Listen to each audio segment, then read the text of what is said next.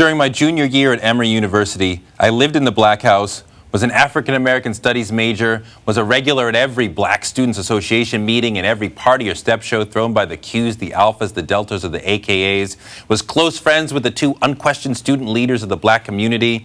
My girlfriend was a Black med school student, and I wrote a column in the main school newspaper called 40 Inches in a Pen. But way back in my freshman year, I mostly hung out with white kids, and that was an offense some people never forgave me for. One night around 2:30 a.m., the party at the Black House was winding down. The music was off, and the last 20 people at the party were seconds away from filing out the door. The two other Black House residents and I had previously complained about the aftermath of Black House parties, when we were left to clean up, and once again it appeared the other students were about to leave us with a mess to shovel. I had a momentary and not very heated argument with another student about it being unfair that again the janitorial work was being dumped in the laps of the Black House residents.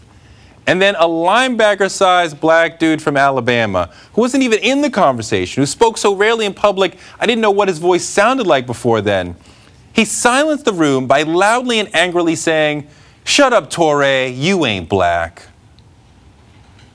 I felt as though time had stopped, and I was falling through space. I couldn't hear a thing as all the sound around me winnowed into white noise. I felt the skin melting off my skull as if I was beginning to evaporate from the heat of the embarrassment. I felt like a machete was slicing through my mind. I was minuscule, deflated, worthless, nothing. No one came to my aid. No one moved to comfort me. They all just stood there gawking as if at a horrific car accident. I didn't say anything. I just turned and walked away and went into my room as if I could get away from the memory if I just got away from the scene of the crime. I closed the door and vowed to never again think about that moment. It was too painful to contemplate. It was a memory I had to put in a box. But it wouldn't leave me alone. On the screen in my mind, it replayed in an endless loop. 5 a.m. came and went as I laid there trying to escape, praying for sleep as that memory ate at me. At 6, I got out of bed, went to my desk, and started writing. It was just for me, to help me make sense of what had happened and process the moment so I could put it behind me. I had to ask myself if what he had said was true. It must have been true if it hurt so much, right? It was true by his definition of blackness and of me, but he didn't know me. We'd never even spoken. And giving him the power to define me was crazy, because I knew I was no Oreo. I made social mistakes as a freshman, but I always loved blackness. So I wrote about how pathetic his accusation actually was. Who gave him the right to define what is and is not blackness for me? Who made him the judge of my blackness? To say I'm not black is to accuse me of apostasy as if blackness were a religion that could be escaped. No, it's permanent. When I finished writing, I realized it was the most honest thing I'd ever written. I said, wow, I'd be embarrassed to publish this. Like I'd have to hand it in with my eyes closed while the rest of my mind said, no, don't put that out, you can't.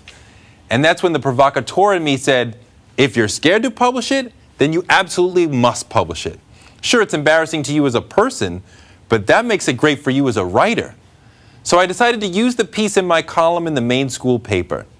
And that was the first time I saw what it was like to write something that seemed to set the world on fire.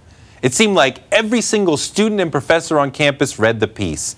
Most of the black students were shocked I'd put myself on the line like that. And I heard the linebacker dude was mad and embarrassed and wanted to beat me up. I hadn't identified him in the piece, but everyone knew who I was talking about. But he never did anything.